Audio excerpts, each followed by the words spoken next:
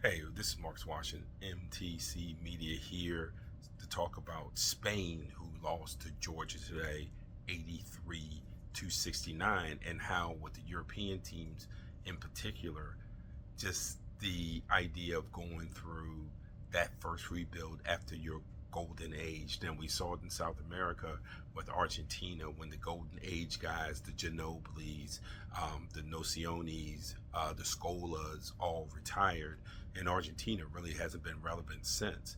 In the case of Spain, there is no longer any Gasols or Ricky Rubio or Rudy Fernandez or Sergio. Where does Sergio's name go? I clicked too much here. Or Sergio Rodriguez. Those guys are no longer there. And it showed today. There were some things that I was not used to seeing Spain do that Georgia was able to take advantage of. And it started with the idea that at one point Spain was doubling the post. And what was happening was when they were doubling the post, Georgia was constantly able to get that ball swung to the open guy. That one more pass was there that led to attacks, that led to 3-pointers. Now, they didn't necessarily shoot a high percentage from the 3-point line, but what Georgia did was they made enough threes. They were 8 for 27 um, from the 3-point line, which is 29.6%. But what it did open up is it opened up lanes to get to the front of the basket, and it's part of the reason why Georgia attempted 26 free throws. Spain's response to their struggles of doing that was they tried to go 3-2 zone. And that just didn't work. That was leaky also. And because the Spanish offense looks different, you don't have those bigs that you're rolling in with the 3-point shooter. So you're really playing that paint 3-point line type of offense, and they didn't have that today. It's the reason why they only went to the free throw line 13 times. Now, they did shoot a ton of threes. They shot 32 threes, but unfortunately for them, they only made 7, which is 21.9%. So again, Spain tried to play different. Now, I give them some credit. They did try to adjust. They wanted to push and push faster. They played small at times, which is why they got out-rebounded in the way that they did. When was the last time you saw Spain get out-rebounded 46-29? And a lot of that came because they went small. And again, and I talked about this before, you're seeing more of the successful European teams, or you're seeing it going to this direction. Get stops. Play quick. Play at pace.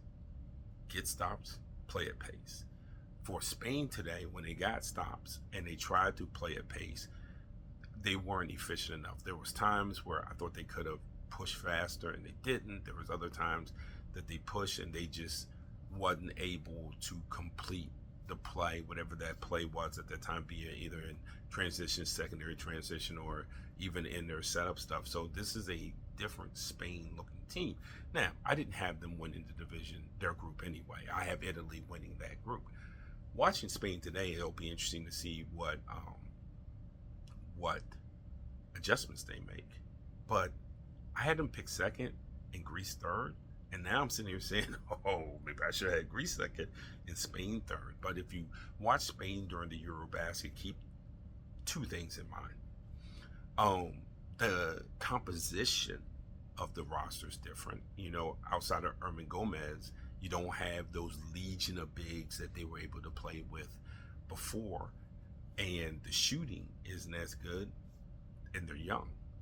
So again, playing small, playing faster, finding a way to defend without having to double the post. And Lord knows if you go into 3-2 zone, be a little bit better with what you are today. And they're really going to have to make that adjustment as you get into their next game. In fact, let me take a look at who their next game is against.